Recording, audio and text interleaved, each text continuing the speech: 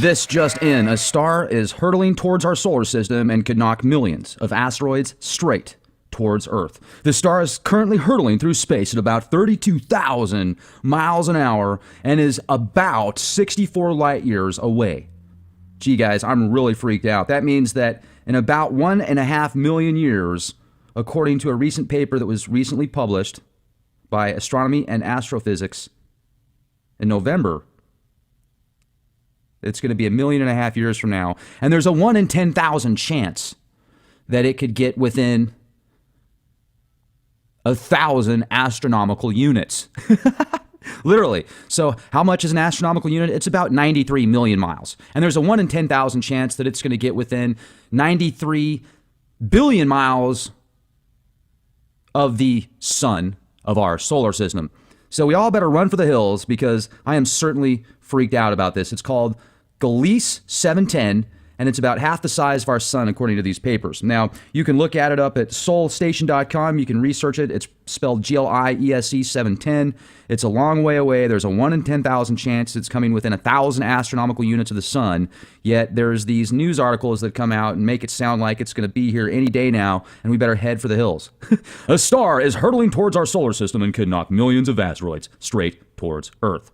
Now, that's the wag the dog. That's the cognitive dissonance. That's the let's smear this as much as we can, as far and wide as possible. Let's promote lens flares. So in case there is a possible, my gosh, there's an ice cream truck outside of our house right now and it's like 40 degrees out there. What is wrong with people? Ice cream at 40 degree weather? This is weird.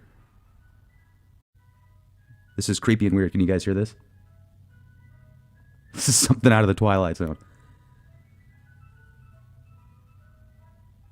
I'm out here in the garage right now, and I've got the garage door open just a little bit so I get some sunlight in here, and the ice cream truck just goes by while I'm doing this podcast.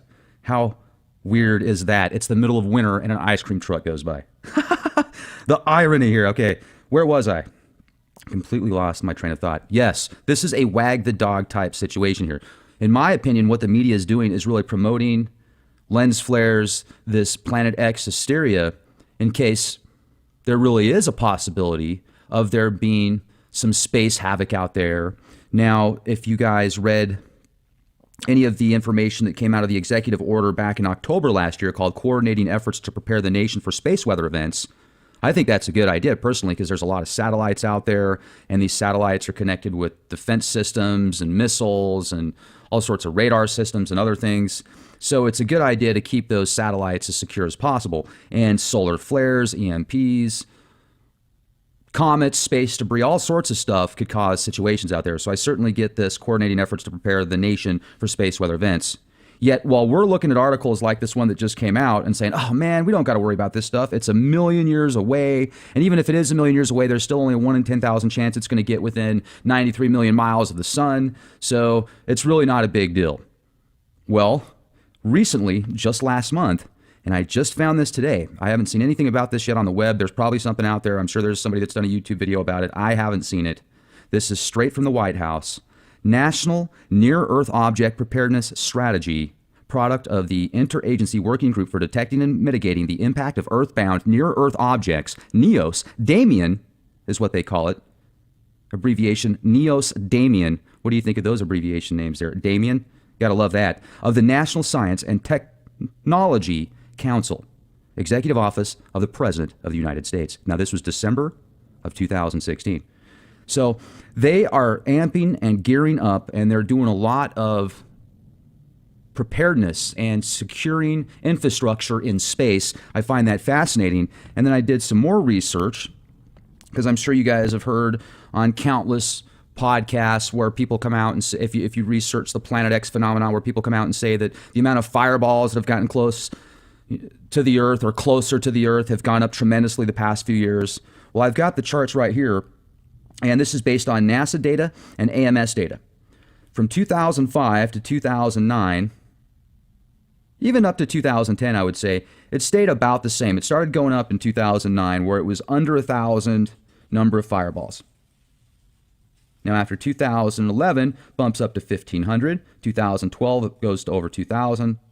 2013, it's about 3,400. These are approximate numbers here, you guys. 2014, it jumps from 3,400 to 7,800, over double. And then in 2015, over 9,000 fireballs. Now, is there something that you can think of that's causing this increase? Is there a connection to these ginormous exoplanets that are being discovered outside of our solar system? Is there a brown dwarf star that is going around the sun? I saw some footage that was quite compelling when Chris Potter was on the show the other day. It was SETI imagery, and I can't say what it is, but there's a few images there that it looks like something right in the center of the sun is blocking out the center of the sun, and some people, even astrophysicists that don't want to be named,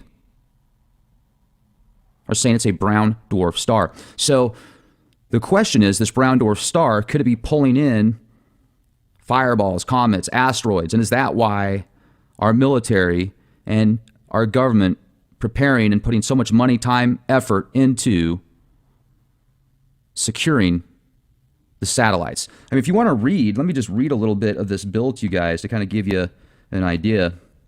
Okay, here we go.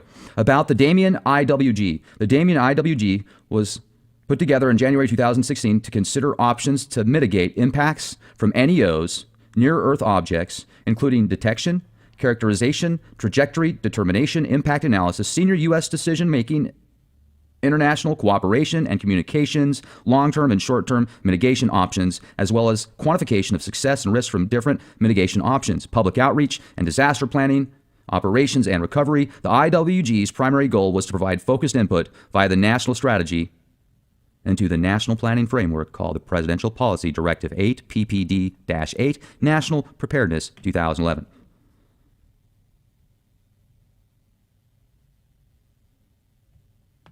If you guys have any information on this that isn't being talked about, if you work on the inside, if you've seen things that we need to know about, please let us know about it. You can send us info in the comments section. If you want to remain anonymous, you can send us an email at guestbookings@leakproject.com.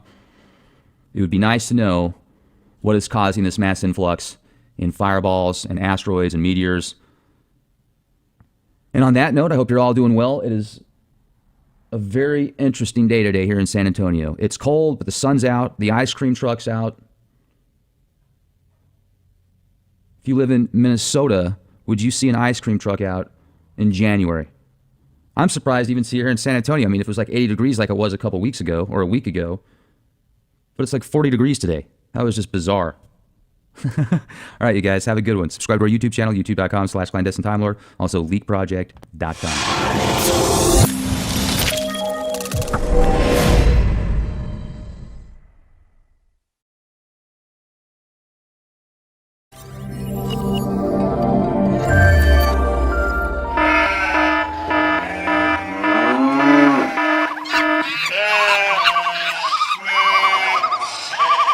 This just in, a star is hurtling towards our solar system and could knock millions of asteroids straight towards Earth. The star is currently hurtling through space at about 32,000 miles an hour and is about 64 light years away.